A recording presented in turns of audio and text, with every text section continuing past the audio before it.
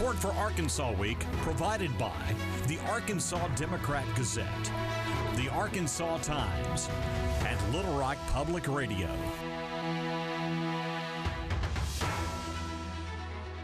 And hello again, everyone, and thanks very much for being with us. A busy news week it has been, with much of it involving issues that voters will decide or may have a chance to decide come November. Backers of abortion and freedom of information proposals have been cleared to begin gathering signatures. The governor's signature education package is still in the news. And that Pope County casino issue has never been out of the news. To try to sort it all out now, Antoinette Grajeda of the Arkansas Advocate, Josie Lenora of Little Rock Public Radio, and independent journalist Steve Bronner. Thanks to everybody for coming in. Abortion as an issue, back and forth. Now it's on again, Antoinette. It is on again. Third time was the charm for Arkansans for Limited Government. That's the group that's supporting this constitutional amendment. On Tuesday, the Attorney General approved the language. He did make a couple of changes. He clarified the difference between fetal age and gestational age and how this amendment could impact current law. So, here in Arkansas, we have one of the strictest abortion bans in the country. Right. We had a trigger law that went into place with the overturning of Roe v. Wade in 2022. So no exception for incest or rape, but for a medical emergency. Right. So what this proposal hopes to do is to allow for abortion up to 18 weeks and for rape, incest, and medical emergency of the mother. They, since they got the approval, they now will go to the signature gathering part of the process, and they need to collect more than 90,000 by July 5th in order to qualify for the ballot. They plan to kick things off this weekend, Sunday, in Fayetteville with a rally. And the Attorney General did note that, a note of caution, that while he did approve the language, he noted that any sort of vague language within the ballot measure could still face a court challenge and potentially, some challenges there. Right. The tweaks as added by the Attorney General, as it is written now, is it acceptable to the advocates of the amendment? They are good with it. They said that they are grateful for the Attorney General's approval and for the professionalism of his office, and they look forward to moving forward with this. Yeah, sort of an olive branch there. The tough part, Steve, Josie, is always getting those signatures. 90,000 is a lot of signatures, and we talked about this last time we heard that this is a pretty pro-life state, so it'll be interesting to see what happens. A lot of these ballot initiatives fall apart at the signature stage. I covered the initiative to overturn the Learns Law, and that came down just a couple hundred signatures, and they weren't able to get all of them. So you have to get in 50 different counties, so you have to skip work, you have to go around to all of these rural areas and try to get people to sign off that they want to legalize abortion in many cases in Arkansas, and that's a huge order in a pretty pro-life state. And you mentioned the 50 counties. I will note that that's a new law. The Constitution provides that you collect signatures in 15 of the state's 75 counties, but a new law last year increased that threshold to 50, so 50. But that particular law is being challenged in the courts as unconstitutional. Senator Brian King of Green Forest and the League of Women Voters of Arkansas have filed a lawsuit, but that's just sitting in the courts and hasn't gone anywhere yet. Yes, and of course a signature recorded is not necessarily a signature accepted. Steve, we've gone through this over the decades. We've seen it numerous times. I mean, if you get the signatures, and you would think that with the passions that are involved with this issue, that they will get the signatures.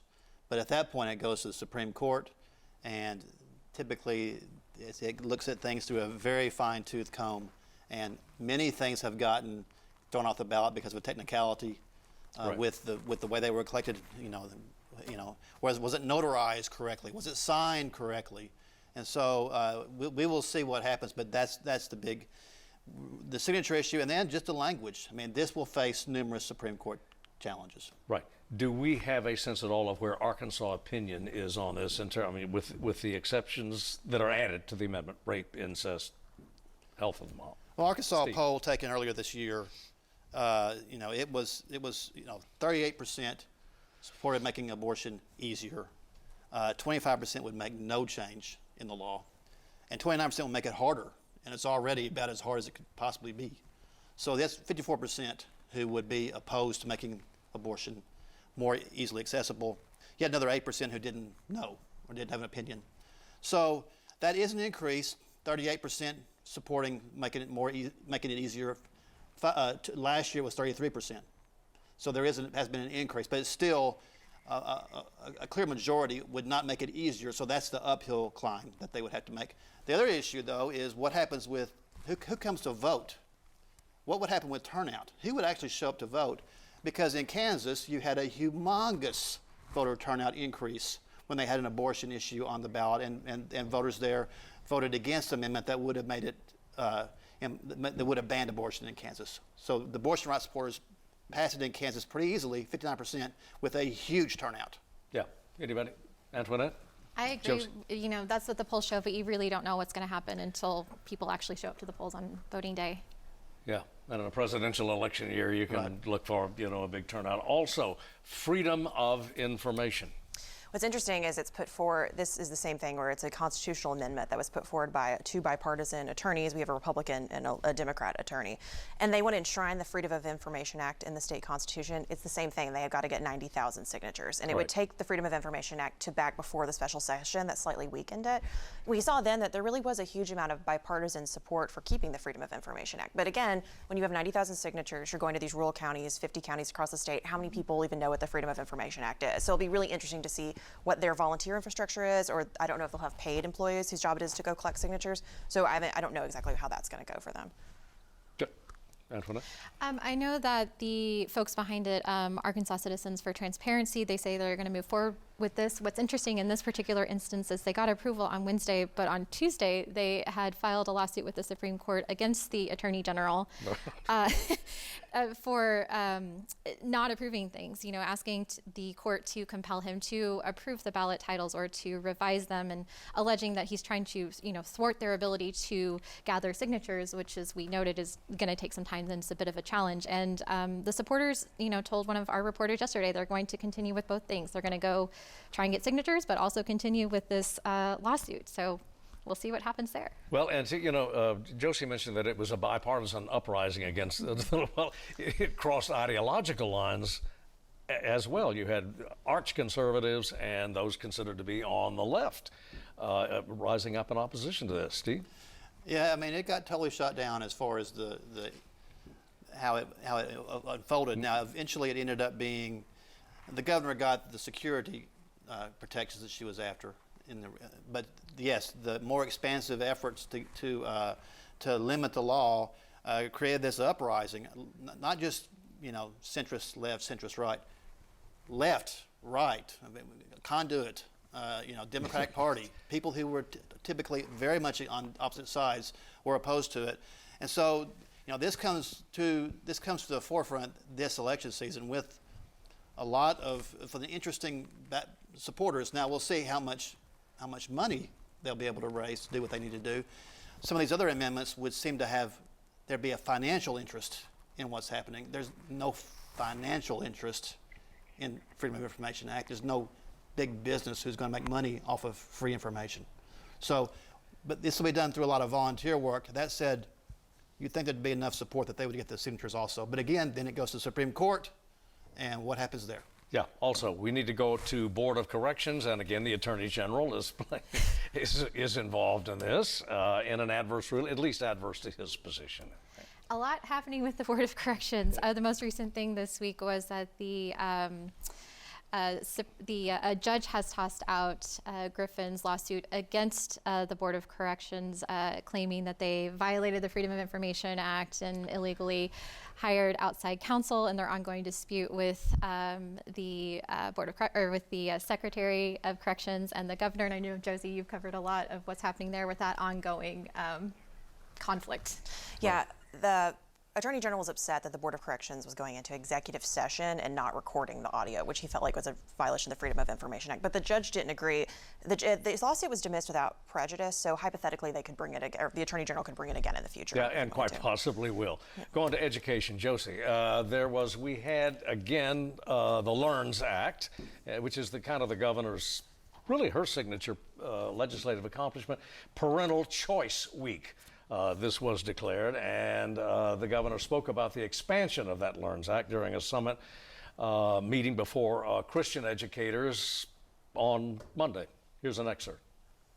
Yeah, we're close to about 6,000 students that are currently enrolled in education freedom accounts across the state of Arkansas.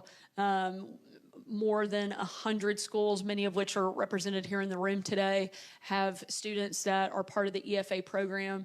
That will open up in year 2. We expect that to expand significantly and then be open to every student in the state by year 3. And we feel confident that a lot of families will take advantage of that. And we're excited to see that program continue to grow and more students get the opportunity they need to be successful. And basically, the governor is saying, Antoinette, you ain't seen nothing yet. So this program, as she mentioned, was designed to roll out over 3 years, and eligibility expands and who can participate expands every year. Daryl Smith from the Department of Education spoke to some folks with the Reform Alliance this week. They a nonprofit that supports school choice. And during this webinar, he noted that they're hoping to open up applications for those that had already participated this year in late March, and then new folks in April. He noted that things are getting pushed back to spring because there's a bidding process for the vendor that's going to manage the program. Eligibility will expand. So this year, first year, things were capped at 1.5% of the student population. So it was around 7,000 students, and as she mentioned, around 6,000 is where they're at now. That'll expand to 3,000 next year, or excuse me, 3%, so up to about 14,000. And then eligibility requirements this year, first-time kindergartners, students with disabilities in an F-rated school. Next year, they'll add a D-rated school, as well as students whose parents are veterans, military reservists, and first responders. Yeah, Josie? It also would expand to families that are homeless. There's been a little controversy because last year we know that most of the kids that got the vouchers were already enrolled in a private school. Arkansas Times did some great reporting on how a lot of the kids that had disabilities were just getting doctor's note, which isn't the same disability requirements that you need to get services generally in a public school. So we'll have to see what happens next with the LEARNs and who gets the vouchers. Yeah, and move on to another issue which we need to get to. Steve, are we ever going to see a resolution to the Pope County casino story? We will, I don't know. I would think so, because it's in the Constitution. And again, somebody can make a lot of money off of this, so if it's in the Constitution, somebody can make money off of it, it probably will happen. But yes, the Racing Commission yesterday had a meeting. They said we're going to have we need to rewrite our rules, because at the moment there's actually no qualified applicant. There's no applicant for the Pope County Casino. Now we got casinos in Oakland. Which is clean slate, Steve? We start from scratch? We start from scratch. We have, this all started in 2018. Voters voted to have 4 casinos. We got 3 of them, Pine Bluff, Oaklawn, and Southland. West Memphis. But there was issues with the applications of basically both of the ones that were awarded the casino in Russellville. So at this point, we're still not sure. Right now, because of the lawsuits and because of the court cases, there are no applicants. So we're going to start all over from scratch. The rules will be voted on Tuesday. They will most assuredly be voted yes, and then they'll start the process once again. One of the big differences between Pope County and the other ones is that there is opposition to this locally in Pope County. Pope County, Oaklawn was already, they already had electronic games of skill in Oaklawn and Southland. Pine Bluff needed the jobs. Russellville has Arkansas Tech. It has, the nuclear plant. It has Feltner's Whataburger. It didn't. There's a group that doesn't want this. So there will be an effort. There's already a ballot initiative started to stop this. So in addition to the ongoing saga over who's going to get the application, and that would be Gulfside and Cherokee Nation. Right now, maybe Cherokee Nation has the inside track. The mayor wants it. The county judge wants it. The quorum court. But we're still, at this point, still not sure when it's going to actually be resolved.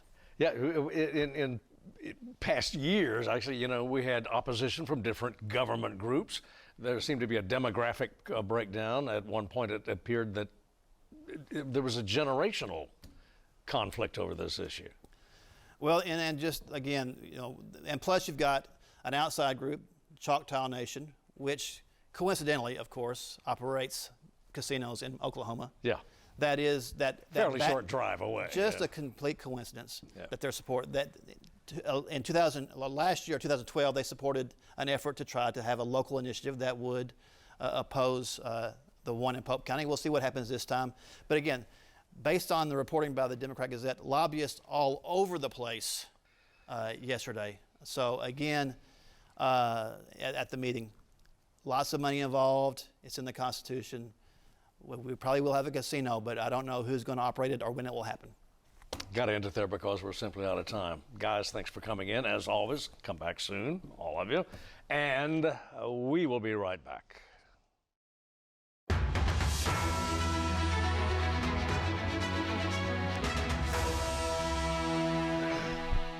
We are back. It is an underappreciated, less understood aspect of the drive for better health care in Arkansas. With the number of medical schools in the state now at 3, soon to be 4, we are graduating more aspiring physicians than ever. But after those 4 years of classroom and lab instruction, and before these men and women can begin practicing medicine, they have to spend at least 3 years in a hospital residency, on-the-job training, so to speak. Those residencies are in short supply. Traditionally, there have been too few, especially in Arkansas, to accommodate the number of med school graduates in Arkansas, the number of graduates that need a residency. So, forced to go out of state for residencies, a stunning percentage of those doctors from Arkansas don't return to Arkansas. Some relief is in store. The legislature has funded a program to significantly increase the number of residencies. And joining us now with more on that is the CEO and president of Washington Regional Med Center in Fayetteville. Larry Shackelford, welcome. This is a big deal. This is a big deal. Thank you. Millions of dollars here that the state is investing in this program. Yes. So, as you mentioned, when we have medical students that travel out of state for residency, they're taking young families, they're traveling, trying to recruit them back to Arkansas is hard. And so we have been working with our Northwest Arkansas Council, trying to come up with a methodology where we can increase those training opportunities here in Arkansas. And go ahead. I'm sorry. And so we received some help from the Arkansas Legislative Council and have a plan to put 92 additional residency programs at Washington Regional. Now, in your quadrant of the state, it's my understanding that's almost double the number of residencies. It is. There's probably around 60 total residencies right now. So that's going to be really more than double the number. Yeah. What is involved in a residency in practical terms? Okay. So, as you mentioned, this is really a chance for physicians to be able to train in the specialty they're going to practice. Right. So, one of the first residencies we opened was in internal medicine. So, those residents, we have 8 each year. There will be 24 total. And they spend time in the hospital, taking care of patients in the hospital. They spend time in the clinic, taking care of patients in the clinic. They spend time in the classroom and in the lab. But over that 3-year period, they receive that training, and they will be certified as an internal medicine physician at that time and able to go fully into practice. But this is true also of, say, neurology, OBGYN, all of the disciplines. Yeah. And it is. Right. And we chose internal medicine in part because it is so undersupplied across Arkansas, but in particularly in Northwest Arkansas. The question, was it always just money? So you kind of have to understand what the funding mechanism is. And most residencies in this country for hospitals, the Medicare cost report is where you're reimbursed for those. And Congress, in its infinite wisdom in the 70s, put some caps on residents. So hospitals in Arkansas, like Washington Regional, couldn't expand residencies because we were capped. So what we particularly worked on was a process, because Arkansas is a rural state. we could change what our rural practice index or rural wage index, and that gave us a chance to start over, to have a new cap moving forward. So the help that the Legislative Council gave us was some funds to cover that differential of being reimbursed under the rural wage and some startup costs to be able to get those programs going. Well, a key word here is rural. Is there hope that the expanded number of residencies can put doctors where they are needed most? Yes. So one of the programs that we have added in partnership with UAMS is a rural track family practice. And those physicians specifically will spend a year in urban Northwest Arkansas, and then their last 2 years that they will go out. And they'll be in rural hospitals like Berryville and Harrison. So those physicians are trained in a rural area, and they're going to be going back to that. But I think what's even more important is somewhere around 80% of physicians, if they receive their medical education and their graduate medical education in Arkansas, they stay in Arkansas. So that's where we're optimistic that the entire state will benefit. Now, and in terms of retention, anyway, of trained, skilled physicians, as we noted earlier, if they leave the state for a residency, the odds go up that they decide they may like Springfield, Missouri, or Tulsa. Sure. So, the numbers you see is generally around 60%, sometimes as high as 70% of physicians practice within a 50-mile radius of where that training is. So if that training's here in Arkansas, I really like the odds are going to stay here in Arkansas. Yeah, we have talked generally in terms of your quadrant of the state and Washington Regional anyway. Is there the prospect of expanding this program to other hospitals in the state, say, well, UAMS, Baptist System, St. Vincent, whatever? Yes, and so the program that we've done with How this, nimble is this anyway? I guess with this rural wage reclassification, we were the first in Arkansas to take that step, but there are others that are following that path.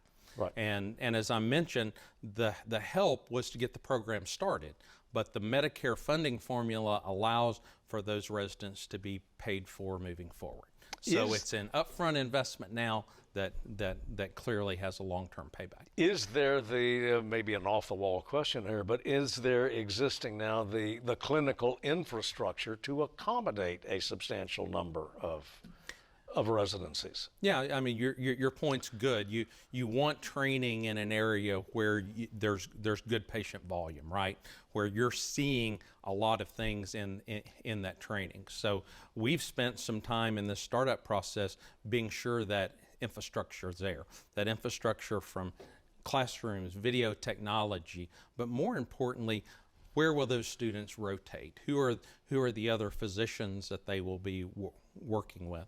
And that is and can be duplicated in other areas of Arkansas. And we're ready to do that in terms of statewide, do you think? I do think, and I really believe the limiting factor has been the cap, the inability to have these new residencies reimbursed moving forward, and so that's what's exciting.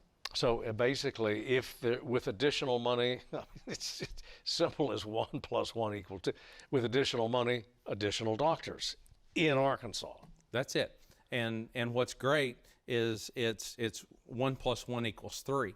Not only are you getting the additional doctors in Arkansas, but there's the economic impact that comes with that.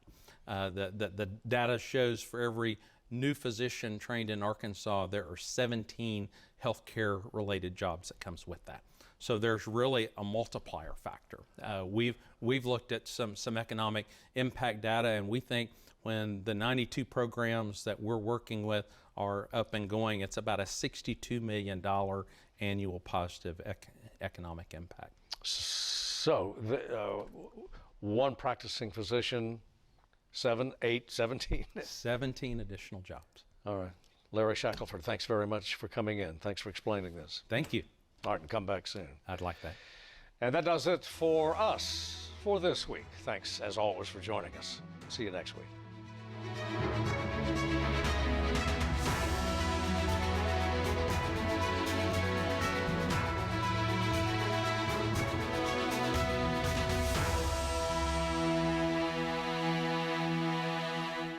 Support for Arkansas Week provided by the Arkansas Democrat Gazette, the Arkansas Times, and Little Rock Public Radio.